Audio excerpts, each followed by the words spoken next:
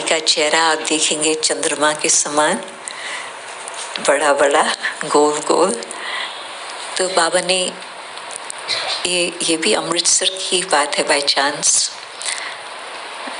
बाबा ब्रह्मा बाबा अमृतसर में आए थे और क्लास से पहले सवेरे दादी कुछ बात बाबा के पास पूछने गई।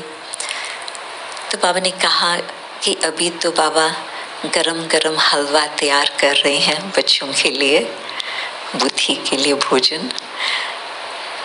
तो हम ये बात बाद में करेंगे, परंतु बाबा को तुम्हारे लिए एक प्रश्न है। तुम हर रोज विचार सागर मंथन करती हो? तो दादी को ना तो नहीं कहना था, परंतु हाँ भी नहीं कर सकती थी। तो दादी मुस्कुराए, बाबा समझ गए।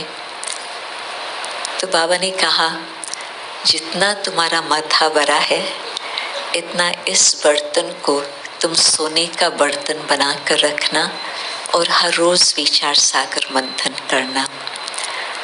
तो वो न सिर्फ बाबा का कहना था, परंतु वो एक वरदान मिल गया। तो जो हमारे भी न सिर्फ फिजिकल रीति से बचपन जब लंदन में थी, परंतु स्पिरिचुअल हिसाब से भी हमारा जन्म पूना में ही हुआ दादी के द्वारा। और जो दादी क्लासेस कराती थी, न सिर्फ उस समय, ये मैं 1968 की बात बता रही हूँ, परंतु जब हर रोज़ दादी लंदन में भी क्लास कराती थी। बाबा की मुरली भी मिलती है, परंतु मुरली का भी मनन चिंतन करके प्रैक्टिकल लाइफ में हमें कैसे उन बातों को धारण करना है, दादी अपने वो सोच दिन भर जो विचार करती थी वो हम सबके सामने रखती थी। और मेरा भाग्य था कि जो 40 वर्ष दादी लंदन में रही, हम दादी के साथ उसी कमरे में रहे।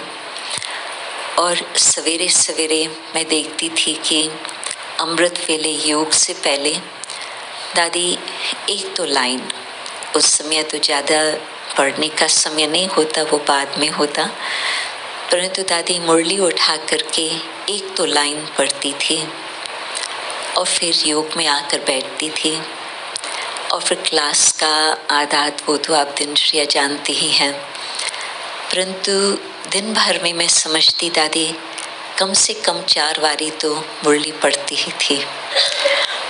और रात्रि को कई बार तो 10, साढ़े 10, 11 भी बज जाते। तो उस समय फिर दादी और टाइम टेबल हम लोगों का बहुत करके तो कट्ठा ही चलता था। तो कई बार 11 बजे रात्रि को भी दादी कहती थी, आज सवेरे जो बाबा ने मुरली में ये बात सुनाई कितनी अच्छी थी। तो मैं सोचती थी कि 11 बजे रात्रि को भी दादी को नींद का ख्याल नहीं आ रहा, दादी को वही ज्ञान का मनन चिंतन चल रहा। तो प्रैक्टिकल देखने को मिला और सीखने को मिला।